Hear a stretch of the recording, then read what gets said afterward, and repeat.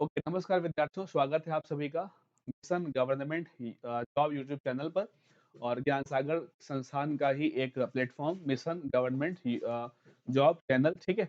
और इस चैनल पर हम लोग फोकस करते हैं स्टेट एग्जाम, ठीक है। स्टेट के जो एग्जाम्स हैं उनको यहाँ पर फोकस किया जाता है और अभी इस समय हम लोग फोकस कर रहे हैं उत्तर प्रदेश पुलिस एग्जाम को, जिसके तहत यहाँ पर जीएस के प्रैक्टिस सेट हम लोग आपको सॉल्व करवाते हैं। इसी कड़ी में आज जो है वो प्रैक्टिस सेट कौन-सा है, इसी कड़ी में आज अगर आप देखो तो प्रैक्टिस सेट कौन-सा है, दूसरा और इसका पार्ट 1 देखिएगा। हर प्रैक्टिस सेट में 38 क्वेश्चन होते हैं, हमने बताया था। हर प्रैक्टिस सेट में 38 क्वेश्चन होते हैं, तो 38 क्वेश्चन एक साथ ना करके उनको 2 भागों में बाँटते हैं, 19-19। तो हर प्रैक्टिस सेट के जीएस में 2 पार्ट बना रहे हैं, तो ये उसका पहला पार्ट है 19 क्वेश्चन का। तो आज के इस पहले पार्ट को शुरू करते हैं बिना किसी देरी के, बिना समय गँवाए शुरू करते हैं क्लास को। तो देखते हैं, लिखा है कोरोना वायरस के खतरे और जोखिम का आकलन करने में मदद करने वाले केंद्र सरकार के ऐप का नाम क्या है। अब ये क्वेश्चन बच्चा जानता है कि कोविड के टाइम पर भारत सरकार ने कौन सा एप्लीकेशन लॉन्च किया था जिससे पता चल जाता था कितना मरीज कहाँ पर जो है। हालांकि बहुत ज्यादा उसका कोई असर पड़ा नहीं, लेकिन डाउनलोड बहुत ज्यादा हो गया था वो, ठीक है। लेकिन वो उसने अच्छा काम, ज्यादा अच्छा परफॉर्मेंस वो दे नहीं पाया था।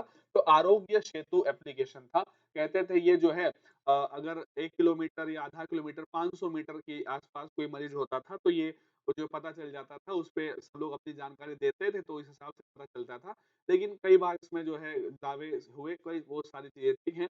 लेकिन ये जो अगर आप देखोगे आरोग्य सेतु, ये अप्रैल 2020 के आसपास इसको सरकार ने लॉन्च किया था, ठीक है। अप्रैल 2020 के आसपास सरकार ने इसको लॉन्च किया था, ठीक है, आरोग्य सेतु एप्लीकेशन। आगे बढ़ जाते हैं, क्वेश्चन नंबर 2 है, भारत में पहली रेलगाड़ी कब चली थी? इसका आंसर 1857, 1853 या फिर 1870 या फिर 1891। सभी बच्चे जानते हैं इसका आंसर 1853 है। और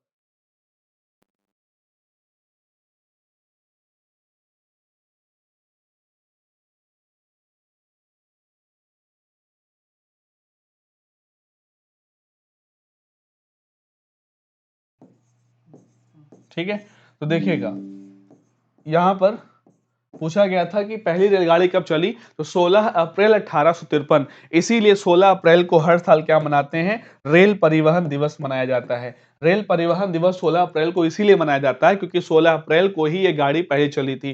कहाँ से चली थी, तो बोरी बंदूर यानी कि बंबई, ठीक है। बंबई का एक बंदरगाह बोरी बंदूर, लेकिन इसको हम बंबई ही लिखते हैं। क्या बोलते हैं, बंबई से ठाणे। मुंबई से ठाणे यानी देखो थाने कहा जाता है, पहले ठाणे लिखा जाता था, अभी उसको थाना या थाने बोलते हैं। तो बंबई से ठाणे, बंबई में स्टेशन था सीएसटी, आज भी है, छत्रपति शिवाजी टर्मिनल्स, ठीक है। वहां से ठाणे तक के लिए ये पहली बार गाड़ी चलाई गई थी। और इसकी दूरी जो थी कितनी थी, तो लगभग 34 किलोमीटर, कितना, लगभग 34 किलोमीटर की दूरी यहाँ पर तय की गई थी इस बंबई से ठाणे तक के बीच में 16 अप्रैल 1853 को। लगभग 400 यात्रियों के द्वारा, लगभग 400 यात्रियों को इस ट्रेन से ले जाया गया था। और इंग्लैंड से लाए गए 3 यहाँ पर भाप इंजन, साहिब, सुल्तान और सिंध। बिल्कुल अच्छे तरीके से बात याद रखना, बहुत ही बेहतरीन क्वेश्चन है। कौन से 3 इंजनों ने इस पहली रेलगाड़ी को खींचा था, तो साहिब, सुल्तान, साहिब, सुल्तान और क्या है, सिंध। साहिब, सुल्तान और सिंध, इन तीन जो है, इन तीन जो है इंजन के डब्बों ने इस रेलगाड़ी को खींचा था, ठीक है। किसको, पहली रेलगाड़ी, नाम क्या था, मैरी क्यून या फिर फेरी कून के, फेरी क्वीन या जो क्वीन मैरी के नाम से इस रेलगाड़ी का नाम रखा गया था, सभी जानते हैं, ठीक है। तो आगे बढ़ते हैं अगले क्वेश्चन की तरफ। और हाँ, एक प्रश्न यहाँ पर और बन जाता है, ये कौन से वायसराय के शासनकाल में ये रेलगाड़ी चलाई गई थी? तो इस समय जो भारत का वायसराय था भैया, वो कौन था, डलहौजी था। इस समय भारत का वायसराय कौन था, डलहौजी था। उसी के समय में ये रेलगाड़ी भारत में पहली बार चलाई गई थी। अगला क्वेश्चन लेते हैं, क्वेश्चन नंबर 3। सुभाष चंद्र बोस के अध्यक्ष पद से इस्तीफा दे देने के बाद अखिल भारतीय कांग्रेस का अध्यक्ष कौन बना था? ऑप्शन ए यहाँ पर Pattabhi Sitaramayya, option B doctor Rajendra Prasad, option C Sarojini Naidu और डी जेबी कृपलानी। आंसर है डॉक्टर राजेंद्र प्रसाद। देखिएगा, सुभाष चंद्र बोस 2 बार कांग्रेस के अध्यक्ष बने। एक बार 1938 में जब कांग्रेस का हरिपुरा अधिवेशन हुआ, कांग्रेस के हरिपुरा अधिवेशन में सुभाष चंद्र बोस 1938 में क्या बने, कांग्रेस के अध्यक्ष बने। 1939 में कांग्रेस का जो है अधिवेशन कौन सा होता है, कांग्रेस का एक अधिवेशन कौन सा होता है? त्रिपुरी अधिवेशन कांग्रेस का। वहां पर सुभाष चंद्र बोस 1939 में कांग्रेस के अध्यक्ष बने और यहाँ पर 1939 में सुभाष चंद्र बोस और बी पट्टाभी सीतारामैया, ठीक है, बी पट्टाभी सीतारामैया के बीच में इलेक्शन हुआ था। तो कहते हैं कि यहाँ पर इन दोनों के बीच अध्यक्ष पद के लिए जब इलेक्शन हुआ तो इस पद में लगभग पूरे बहुमत के साथ सुभाष चंद्र बोस कांग्रेस के अध्यक्ष बने थे। गांधी जी समर्थित प्रत्याशी सीतारामैया हार गए थे। ठीक है, इसके बाद से गांधी जी और सुभाष के बीच में कुछ मतभेद रहते हैं और उन्हीं मतभेदों को लेकर अब उस पर नहीं जाएंगे, लंबी क्लास नहीं करेंगे। कुछ मतभेदों के चलते सुभाष चंद्र बोस ने कांग्रेस से 1939 में इस्तीफा दे दिया। इस्तीफा देने के बाद डॉक्टर राजेंद्र प्रसाद ने कांग्रेस की अध्यक्षता संभाली थी। आगे बढ़ जाते हैं, क्वेश्चन नंबर 4 ले लेते हैं। तो लिखा है कि कौन सा तारा पृथ्वी के सबसे निकट उपलब्ध है? निम्नलिखित में से कौन सा तारा पृथ्वी के सबसे निकट उपलब्ध है? तो सूर्य एक तारा ही है और यहाँ पर आंसर हो जाएगा सूर्य। ठीक है, यहाँ पर आंसर क्या हो जाएगा? सूर्य, यहाँ पर आंसर इसका हो जाएगा। अगला क्वेश्चन फिर है, लिखा हुआ है डायनामाइट का आविष्कार करने वाले स्वीडिश वैज्ञानिक का नाम क्या है? डायनामाइट का आविष्कार करने वाले स्वीडिश वैज्ञानिक का नाम क्या है? तो आंसर इसका हो जाएगा एल्फ्रेड बर्नार्ड नोबेल या अल्फ्रेड नोबेल। ठीक है, इन्होंने ही क्या किया? डायनामाइट का आविष्कार किया और इन्हीं के जो है नाम पर 1921 में नोबेल पुरस्कार की स्थापना भी हुई है। इसके बाद अगला क्वेश्चन लेते हैं, क्वेश्चन नंबर 6। भारत को स्वतंत्रता के संघर्ष के दौरान संस्था की स्थापना, अब देखिए यहाँ पर संस्था नहीं लिखी है, डेक्कन एजुकेशनल सोसाइटी, यहाँ पर संस्था नहीं लिखी है, हम लिखे देते हैं। कौन सी सोसाइटी थी? स्वतंत्रता संघर्ष के दौरान Deccan educational Deccan educational society, Deccan educational society, इसकी स्थापना यहाँ पर किसने की थी? तो आंसर है बीजी तिलक। ठीक है, बाल गंगाधर तिलक। स्वतंत्रता संघर्ष के दौरान डेक्कन एजुकेशनल सोसाइटी की स्थापना करने वाले कौन है? उनका नाम क्या है? तो बीजी तिलक है, बाल गंगाधर तिलक है। ठीक है, ये संस्था यहाँ पर नहीं लिखी थी, प्रिंट नहीं यानी टाइप नहीं हो पाया, कोई बात नहीं। तो स्वतंत्रता संघर्ष के दौरान डेक्कन एजुकेशनल सोसाइटी के संस्थापक कौन? तो बीजी तिलक यहाँ पर आंसर हो जाता है। अगला क्वेश्चन बढ़ते हैं, वोट देने के लिए न्यूनतम आयु कितनी होनी चाहिए? तो वर्तमान समय में जो वोट देने की न्यूनतम आयु है वो 18 वर्ष है, लेकिन पहले 21 वर्ष भी हुआ करती थी। तो कहा जाता है कि 61वां संविधान संशोधन हुआ। कौन सा संशोधन? संविधान में 61वां संशोधन किया गया और ये संशोधन 1989 में हुआ और जो मत देने की आयु है वो 21 से घटकर कितनी हुई? 18। मत देने की आयु पहले 18 साल होती थी, उसको घटाकर 21 साल होती थी, उसको घटाकर 18 साल किया गया। कौन सी संशोधन कहते हैं? तो 61वां संशोधन 1989। देखिए, कोई बच्चा कंफ्यूज नहीं होना चाहिए। वोट देने के लिए मिनिमम जो आयु है वो पहले 21 वर्ष थी, अब 18 वर्ष है वर्तमान में। 21 से 18 वर्ष कब हुई है? तो 61वें संविधान संशोधन के द्वारा 1989 में हुई है। ठीक है, कोई कंफ्यूजन मत रखना। ठीक है, वो आधुनिक ओलंपिक खेलों का सर्वप्रथम आयोजन कब किया गया था? आधुनिक ओलंपिक खेलों का सबसे पहले आयोजन कब हुआ था अगर आपसे पूछा जाए? तो आंसर यहाँ पर होगा 1896। ठीक है, कहां पर? 1896, यानी कि यूनान के एथेंस में। यूनान के एथेंस में, यूनान के एथेंस शहर में जो है पहली बार ओलंपिक खेलों का आयोजन किया गया था। ठीक है, ओलंपिक खेल जो है प्रत्येक 4 वर्ष में आयोजित किए जाते हैं। आखिरी जो अभी जो लेटेस्ट जो ओलंपिक था वो कौन सा था? Tokyo Olympic. कौन सा?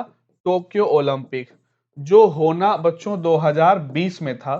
कब होना था? 2020 में, लेकिन कोविड महामारी के कारण ये होता है 2021 में टोक्यो ओलंपिक। टोक्यो ओलंपिक जो अभी 2021 में जापान में टोक्यो में हुआ है, अगर आपसे पूछा जाए उसमें सबसे पहले नंबर पर कौन रहा? तो अमेरिका था और दूसरे नंबर पर बच्चों चीन था और तीसरे नंबर पर बच्चों क्या था? जापान था। यानी कि अगर हम बात करें मेडल की तो यूएसए के पास 113 टोटल मेडल थे और अगर हम चीन की बात करें टोटल 88 और जापान की बात करें तो 58 मेडल्स यहाँ पर थे। तो ठीक है, 113, 88 और 58 मेडल्स के साथ ये 3 देश टॉप पर थे और आप सभी जानते हैं टॉप पर वो कंट्री होता है जिसके पास गोल्ड सबसे ज्यादा होते हैं। तो अमेरिका के पास यहाँ पर जो है 39 गोल्ड थे, अमेरिका के पास 39 गोल्ड थे। चाइना के पास जो है वो 27 गोल्ड थे यहाँ पर। और अगर सॉरी, चाइना के बाद 38 थे, ठीक है, देखिएगा इसको सही कर देते हैं। 38 किसके पास थे? चाइना के पास।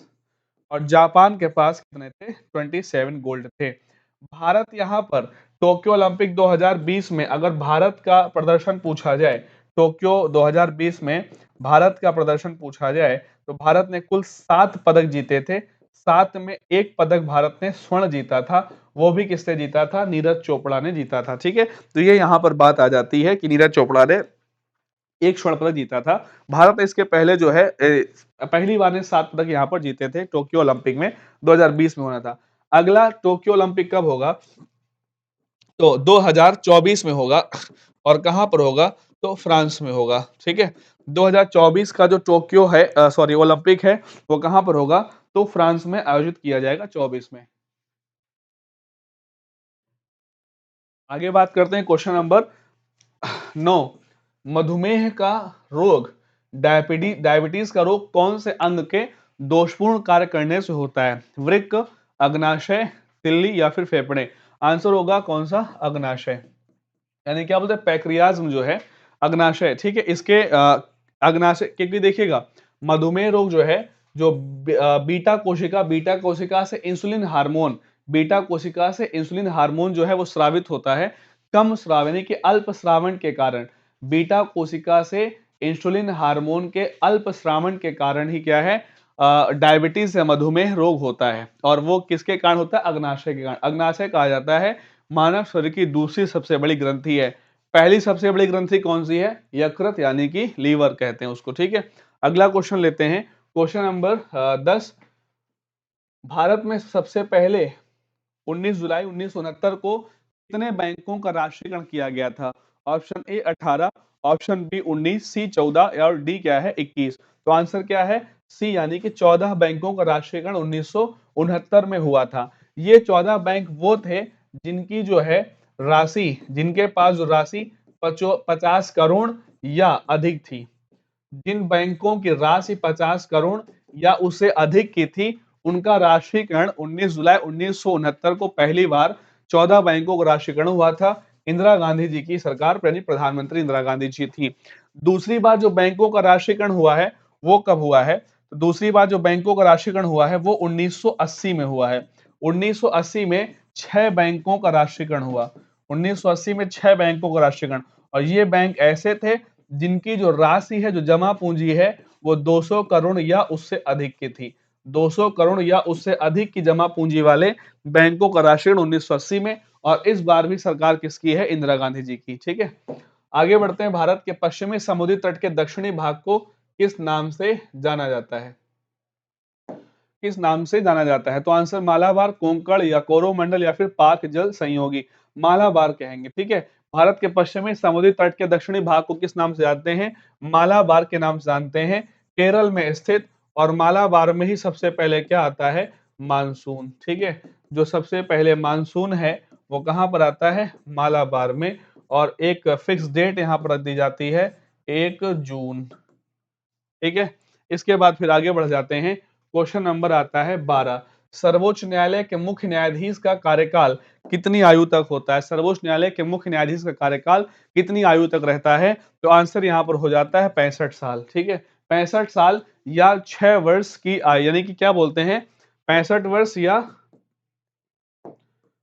65 वर्ष की आयु या 6 वर्ष, ठीक है। 65 वर्ष की आयु या फिर 6 वर्ष।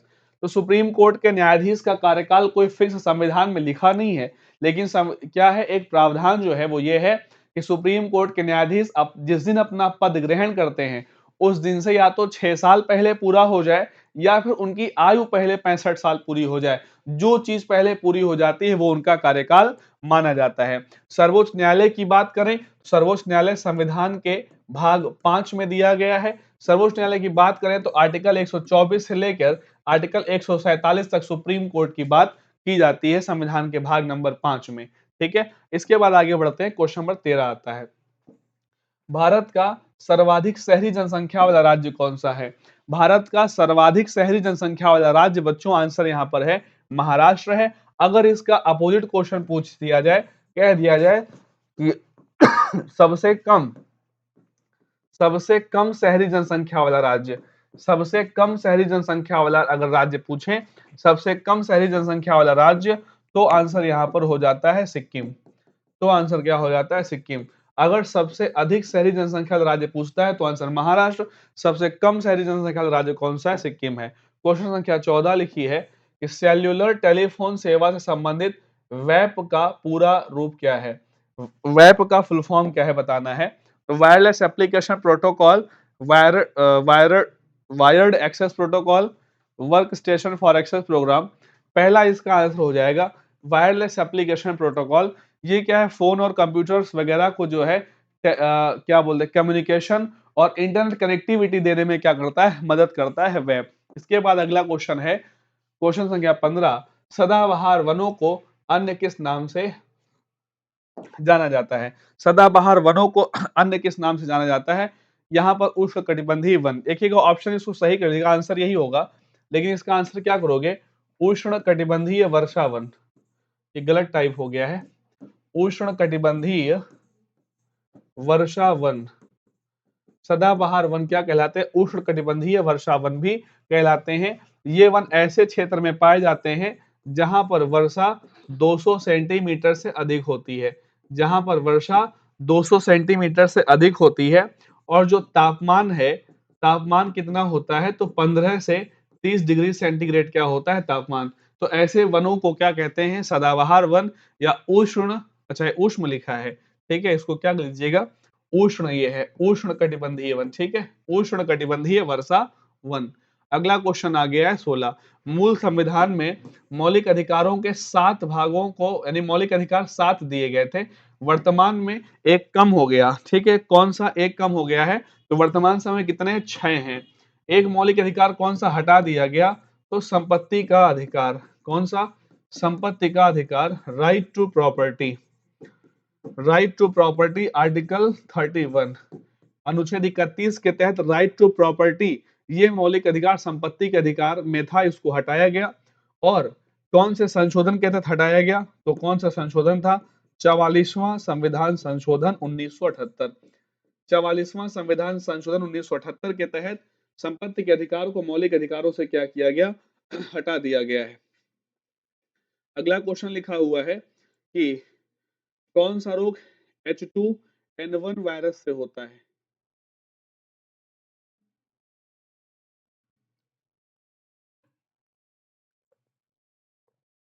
गलत टाइप हो गया है, ठीक है, आंसर बर्ड फ्लू हो जाएगा, लेकिन H2 नहीं, यहाँ पर H5 है,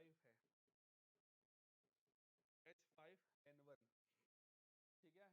क्या है? H5N1 जो है, ये यहाँ पर गलत टाइप हो गया, इसको सही कर लेंगे। बाकी अगर बात करें स्वाइन फ्लू, या स्वाइन फ्लू या बर्ड फ्लू, दोनों ही क्या है? वायरस जनित रोग हैं, ठीक है, दोनों ही क्या है? वायरस जनित रोग हैं। तो इसका क्या है? H5N1 यहाँ पर सही होगा। आगे लिखा है क्वेश्चन नंबर 18, उत्तर प्रदेश में अनौपचारिक शिक्षा योजना कब आरंभ की गई? तो उत्तर प्रदेश में अनौपचारिक शिक्षा योजना कब आरंभ की गई? आंसर होगा 1976, ठीक है। आज का अंतिम प्रश्न, आखिरी प्रश्न है, भारतीय जीवन बीमा निगम की स्थापना कब की गई? भारतीय जीवन बीमा निगम यानी कि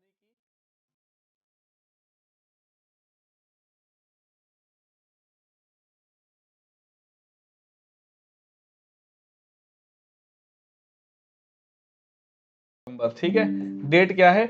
1 सितंबर 1956 में LIC की स्थापना की गई। LIC का हेडक्वार्टर कहां पर है? तो LIC का हेडक्वार्टर कहां पर है? मुंबई में है। LIC की टैगलाइन क्या है? जीवन के साथ भी, जीवन के बाद भी। LIC की टैगलाइन क्या है? जीवन के साथ भी और क्या है? जीवन के बाद भी, ये टैगलाइन है। मुंबई में इसका हेडक्वार्टर है। LIC की स्थापना, LIC की स्थापना जो है वो 200 जो है कहते हैं कि जो प्राइवेट जो प्रोविडेंस फंड्स कंपनियां थी, उन सभी को मर्ज करके LIC स्थापित हुई थी 1 सितंबर 1956 में। आज का आखिरी प्रश्न, ठीक है, ये प्रैक्टिस सेट, दूसरे प्रैक्टिस सेट का पहला पार्ट था। इसको आगे भी, इसका पार्ट नंबर 2 भी अगले वीडियो में आपको मिलेगा। वीडियो को अधिक से अधिक शेयर करिएगा, लाइक करिएगा। चैनल को सब्सक्राइब करें, शेयर करें। ठीक है, मिलते हैं अगली क्लास में, अगले वीडियो में। धन्यवाद। जय हिंद, जय भारत।